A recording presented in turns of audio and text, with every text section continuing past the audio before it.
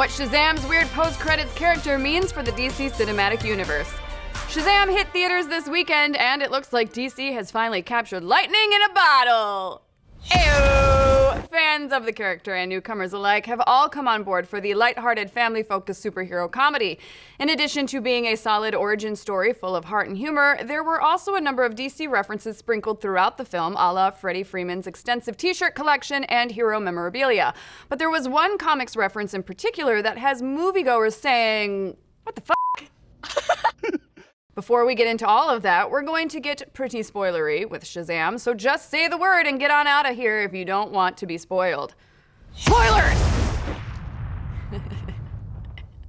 Still here, great. So you might remember a certain cameo at the end of Shazam, and no, we don't mean Superman's, although that was pretty awesome. No, we're talking about Shazam's first post-credit scene. If you remember, there was a moment early on in the film where the camera lingers on a glass case in the Rock of Eternity, which has a bright caterpillar contained within it. And later we see the glass broken with the caterpillar missing. At first it's assumed this would be a plot point further on in the film. However, the moment isn't paid off until the post-credit scene where we see the defeated villain Dr. Sivana, sans magic, scribbling away on the walls of his prison cell, trying to reactivate his powers via symbols. We then hear a voice, and the camera pans to that caterpillar we saw before, who is speaking through a voice box. Guess what? If you were scratching your head about this one, you are not alone. Who is this creepy crawler, and what's his significance in the greater DC universe? Well, this is the classic Shazam villain, Mr. Mind. Mr. Mind is pretty much exactly what he looks like in the film. An evil, extremely intelligent caterpillar/worm from Venus who wears glasses and uses a modulator to amplify his voice. Because comics. He made his voice-only comics debut in 1943 in Captain Marvel Adventures number 22, then getting his full-body appearance in Captain Marvel Adventures number 26. And for those not in the know, Shazam used to go by the name of Captain Marvel, but now just goes by Shazam for very obvious brand reasons. In the comics, Mr. Mind is notably the leader of the Monster Society of Evil, one of the first villain team-ups. We even get another reference to the society in Shazam when Billy and all of his foster siblings are opening various doors while trying to escape the lair, when one door opens to reveal crocodiles playing cards. In the various comics iterations of Shazam, these crocs are typically in cahoots with Mr. Mind and the Monster Society. The inclusion of Mr. Mind and his reptilian friends in the film was due to director David Sandberg, who chatted with Polygon about the characters. He's just so fun. I mean, you have this evil genius mastermind, but he's in the body of a little outer space worm. It's just hilarious. That was something I absolutely wanted to have in the movie. Sandberg even helped to bring these characters to life, providing the voice for Mr. Mind and wearing the crocodile suit. So clearly, Sandberg is invested in continuing these characters and the more magical implications of the Shazam universe in future films. Polygon also talked to Shazam screenwriter Henry Gayden, who discussed the inclusion of mysticism in potential sequels.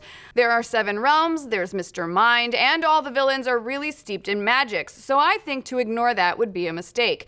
Gayden also talked about the other magical teases in Shazam, specifically Shazam's shape-shifting pal, Talkie Tawny, who can turn into a tiger and is briefly referenced when Shazam gives a little girl a stuffed animal tiger to protect her. However, right out of the gates, I think introducing a talking tiger might have been a misstep. Now that we have some latitude and maybe people on board with the world of magic, maybe you could have one. A flying rabbit? Who knows?